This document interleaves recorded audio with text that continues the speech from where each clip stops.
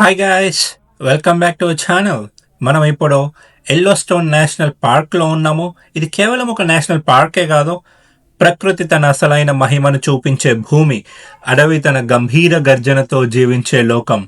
ప్రతి అడుగులో ఒక ఆశ్చర్యం, ప్రతి దృశ్యంలో ఒక అద్భుతం. అయితే రండి, ఎల్లోస్టోన్ వైల్డ్ బ్యూటీస్ని కలిసి ఎక్స్ప్లోర్ చేద్దాం. మనం ఎల్లోస్టోన్లోకి అడుగుపెట్టిన క్షణం కళ్ళ ముందు విస్తరించిన విస్తారమైన ఓపెన్ ల్యాండ్స్, అంతులేని మైదానాలు, నిశ్శబ్దంగా ఊపిరి పీల్చుకుంటున్న ప్రకృతి. అక్కడే కనిపించినాయి మనకి గుంపులుగా సంచరిస్తున్న బైసన్స్. ఇవే ఈ మైదానాల గర్వం, మహాకాయ బైసన్స్.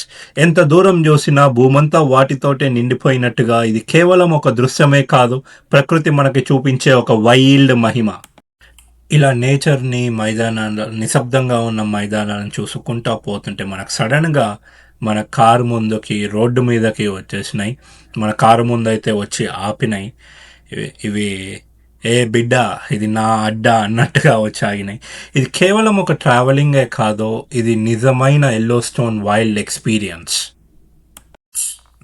ఎల్లోస్టోన్లో జీవితం చాలా నిశ్శబ్దంగా కొనసాగుతున్న సమయంలో మనకి ఓపెన్ ల్యాండ్స్లో ఈ చిన్న గ్రిజ్లీ బేర్ కనిపించింది. తల్లి దగ్గర నేర్చుకున్న జీవన పాఠాలతో అది ఆ విస్తారమైన మైదానాల్లో గ్రాస్ తింటా ప్రశాంతంగా ఉంది. ఇది వైల్డ్ నేచర్. ఇక్కడ ప్రతి జీవి ఒక శక్తి కలిగి ఉంటుంది. ప్రస్తుతం చిన్నగా కనిపిస్తున్న గ్రిజ్లీ బేర్ ఫ్యూచర్లో అత్యంత శక్తివంతమైన ప్రెడేటర్. అందుకే ఎల్లోస్టోన్లో ప్రతి అడుగు గౌరవంతో మరియు జాగ్రత్తతో వేయాలి. ఇక్కడ ఒక తప్పు చేస్తే మనమే వైల్డ్ లైఫ్ ఫుడ్ అవ్వచ్చు.